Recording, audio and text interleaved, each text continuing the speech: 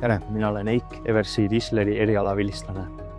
Puit kui materjal on mulle meeldinud alates põhikooli tehnoloogiatundidest. Olen oma õpingutega Eversis väga rahul. Kogu meie tegevus pole olnud ainult töökojas masinate taga. Tähtis osa Disleri tööst on ka veel teadmised. Puidulõiketeooria, omaduste tundmine, joonestamine ja nii edasi.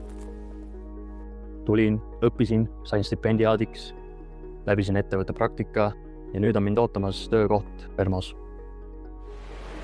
Mulle meeldib, et saan siin lisaks koolis õpitule näha päris tööelu ja õppida, kuidas mööblitööstus areneb. Näen, kuidas kasutatakse järjest uuemaid masinaid ja tehnoloogiaid ning kuidas ettevõte ise ajaga kaasas käib. Töö on huvitav ja mitmekesine ning annab palju võimalusi uusi oskusi õppida ja ennast proovile panna.